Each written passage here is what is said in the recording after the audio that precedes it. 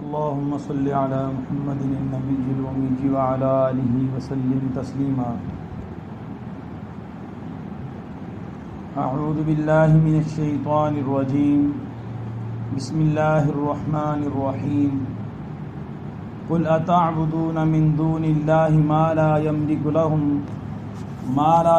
لكم ضرا ولا نفعا والله هو السميع العليم. ترجمہ: اے محمد صلی اللہ علیہ وسلم، آپ فرما دیجئے، کیا تم بندگی کرتے ہو اللہ کے علاوہ اس چیز کی جو تمہارے لیے نہ کسی نقصان کی مالک ہے اور نہ ہی تمہارے لیے کسی نفع کی مالک ہے، اور اللہ تعالی ہی خوب سننے والے خوب جاننے والے ہیں.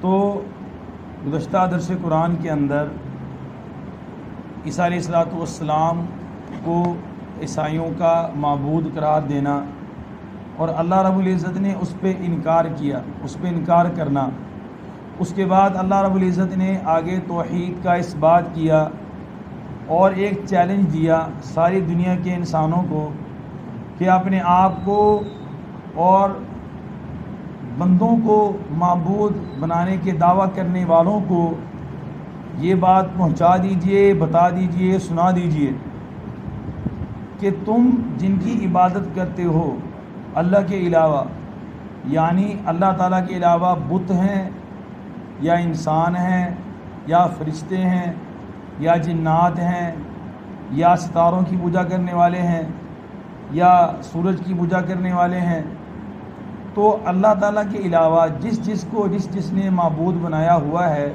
تو اللہ کے علاوہ جتنے بھی معبود ہیں تمہاری نظر میں، وہ کسی کا ایک ذرہ برابر بھی نقصان نہیں کر سکتے اور نہ ہی کسی کا ذرہ برابر نفع کر سکتے ہیں. نفع دینے والی ذات اور نقصان دینے والی ذات وہ اللہ رب العزت کی ذات ہے. اگر اللہ رب العزت کسی کو نقصان پہنچانے کا ارادہ کر لیں، ساری دنیا کے انسان مل کر اس کو نفع نہیں دے سکتے، اور اگر اللہ رب العزت کسی کو نفع دینے کا فیصلہ کر لیں تو ساری دنیا کے انسان مل کر اس کو ایک ذرہ برابر بھی نقصان نہیں دے سکتے. اللہ کے نبی صلی اللہ علیہ وسلم نے اپنے صحابہ کو اس بات کی تعلیم دی اور صحابہ کرام کو سمجھایا کہ اگر ساری دنیا کے انسان، اس حدیث کا مفہوم ہے، اکٹھے ہو جائیں، اس میں انہوں نے اللہ کے نبی نے بہت سے نام لیے، جنات، انسان، اس طرح نام لیے. اس کا خلاصہ یہ ہے کہ اگر وہ تمہیں نقصان پہنچانا چاہیں تو نقصان ذرہ برابر بھی نہیں پہنچا سکتے. ہاں، تمہیں نقصان اتنا ہی پہنچے گا جو تمہارے مقدر میں نقصان لکھ دیا گیا.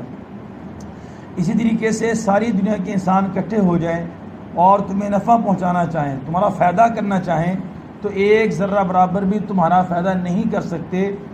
فائدہ وہی ہوگا جو تمہارے مقدر کے اندر لکھا ہوا ہے. اس لیے اللہ رب العزت کے ساتھ ہمارا تعلق مضبوط ہونا چاہیے. مسلمان کی ایک ہی آس ہے سب سے بڑی، وہ ہے اللہ.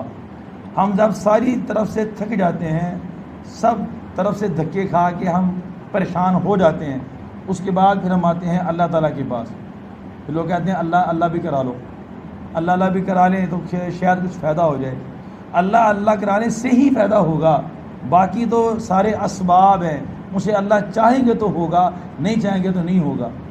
لیکن اگر اللہ رب العزت نے ارادہ کر لیا تو اللہ رب العزت کے ارادے کو ختم کرنا ہی ناممکن ہے. اللہ رب العزت جس چیز کا ارادہ کر لیں گے اس چیز کا وجود ہو جائے گا.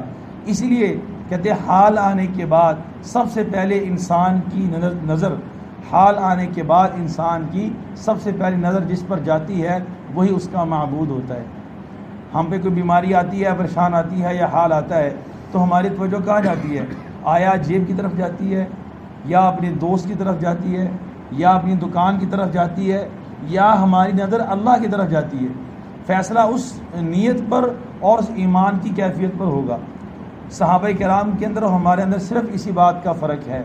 صحابہ کرام پہ جب بھی کوئی حال آیا انہوں نے کہا کہ لاؤ ہمارا مصلی اور لاؤ ہمارا وضو کا آلہ، وضو کیا اور مصلی بچھایا اور اللہ رب العزت سے دعا مانگی، اللہ رب العزت نے ان کے مسائل کو حل کیا۔ تو ساری دنیا کے انسان مل کر اللہ تعالیٰ نے سورۃ الانبیاء کے اندر یہ تذکرہ کیا، بلکہ سورۃ الحج کے اندر اس بات کا تذکرہ کیا۔ وہاں پر آیت ہے یا ایھا الناس ضرب مثل فاستمعوا لہ، اے دنیا بھر کے انسانوں تمہارے سامنے ایک مثال بیان کی جاتی ہے، اس کو اچھی طرح سمجھ لینا۔ ان الذین تدعون من دون اللہ، یہ لوگ جس کو اللہ کے علاوہ جن کو پکارتے ہیں، ان سب کو اگر اکٹھا کر لیں، لن یخلقوا ذبابا، ایک مکھی نہیں پیدا کر سکتے۔ یہ اللہ تعالیٰ مثال دے رہے ہیں۔ اور اللہ تعالیٰ واللہ لا یستحیی من الحق، اللہ تعالیٰ حق بیان کرنے سے شرماتے نہیں ہیں، حق بیان کر دیتے ہیں۔ اللہ تعالیٰ نے مثال سمجھائی، ساری دنیا کے انسانوں کو لاجواب کر دیا کہ ساری دنیا کے انسان مل کر بھی جن کو یہ معبود کہتے ہیں ان کو لے ہیں، ایک مکھی پیدا نہیں کر سکتے۔ وَلَا بِرْتَ مَعُودًا، اچھا اس کو چھوڑیں، وہ وَإِن يَسْلُبْهُمُ الذُّبَابُ شَيْئًا، وہ جو مکھی ان کے سامنے سے کھانا چھین کے لے جائے، کھانا کھا رہے ہوتے ہیں نا تو مکھی آ کے بیٹھ جاتی ہے، اس کے منہ میں ذرہ آ جاتا ہے۔ اللہ تعالیٰ ہمارے میرا چیلنج یہ ہے کہ اس کے منہ میں جو ذرہ اس نے اٹھایا ہے تم اس ذرے کے واپس لینے پر بھی قادر نہیں ہو۔ مکھی پیدا کرنا تو دور کی بات ہے، اس کے منہ سے جو اس نے ذرہ اٹھایا اس کو واپس نہیں لے سکتے۔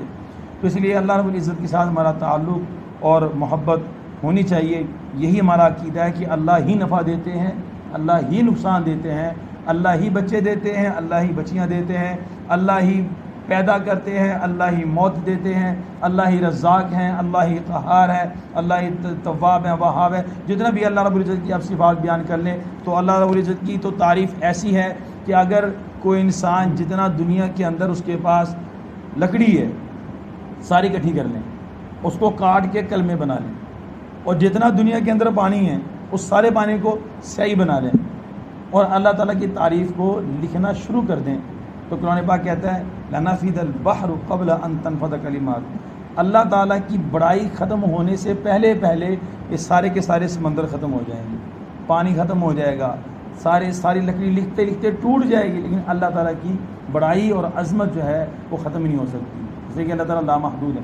تو اسے اللہ سے دعا کہ اللہ جل شانہ ہم سب کو بھی اپنے عقائد پہ قائم رہنے کی توفیق عطا فرمائے اور اللہ رب العزت کے ساتھ اپنا تعلق مضبوط کرنے کی توفیق عطا فرمائے۔ بسم اللہ الرحمن الرحیم، اللہم انت السلام ومنک السلام، تبارک ربنا وتعالیت یا ذا الجلال والاکرام، اللہم اہدنا واہد بنا واجعلنا صوبا لمن اہتدی، صلی اللہ علی النبی الکریم وعلی آلہ واصحابہ اجمعین۔